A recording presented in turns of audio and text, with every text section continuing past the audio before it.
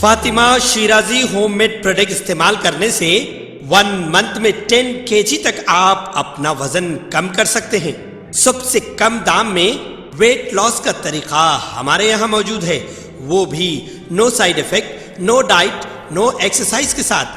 आज ही कांटेक्ट करें Fatima Shirazi homemade product से और अपने आप को खूबसूरत बनाएं। Fatima Shirazi homemade product, golden heads colony, pillar number 213, Rajendra Nagar, Hyderabad.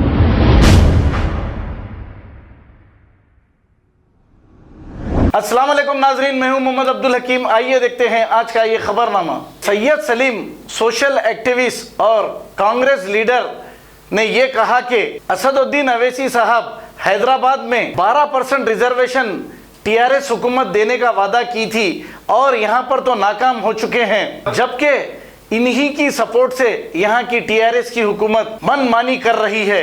अब ये छोड़कर असदुद्दीन अवैसी साहब औरंगाबाद में 12% रिजर्वेशन दिलाने का वादा कर रहे हैं। अब देखिए, हैदराबाद में तो इनका मुकाम है, यहाँ पर कुछ नहीं हुआ, लेकिन अब औरंगाबाद में शायद दिलाते होंगे। इस पर सैयद सलीम ने क्या कहा, आइए सुनते हैं ये रिपोर्ट।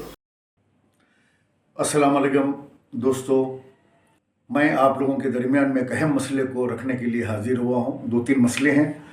पहला मसला ये है कि आज असदुद्दीन अवैसी साहब निकल के औरंगाबाद के अंदर महाराष्ट्र में जाके मुसलमानों को रिजर्वेशन के लिए नारा लगा रहे हैं।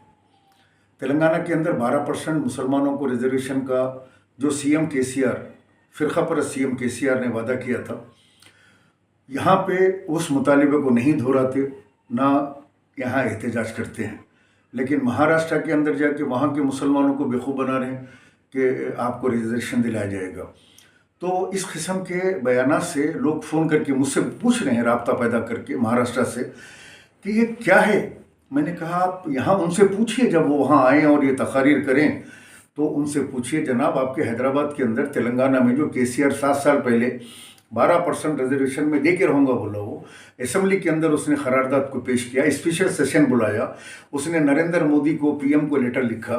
उसके बाद उसने कहा कि मैं सुप्रीम कोर्ट जाऊंगा, सुप्रीम कोर्ट में लड़ूंगा और 12% रिजर्वेशन दिला के रहूँगा। लेकिन आज बिल्कुल केसीआर खामोश हो गया।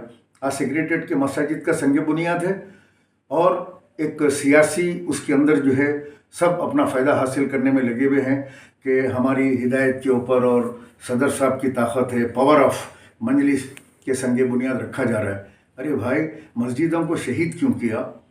पहले सबसे पहला सवाल तो यह है कि जो मस्जिद ईशा की नमाज हुई, फजर की नमाज में शहीद कर दी गई, उस मस्जिदों को के ऊपर कोई एहतजाज, मैंने 3 बार अपने आप को गिरफ्तारी के लिए पेश किया, मुश्ताक मलिक साहब ने किया, राशिद खान ने किया, फिरोज़ खान ने लिया एहतजाज किया, उस्मान मोहम्मद खान ने किया, अमजदुल्ला खान खालिद ने किया, सब ने एहतजाज किया उसके ऊपर।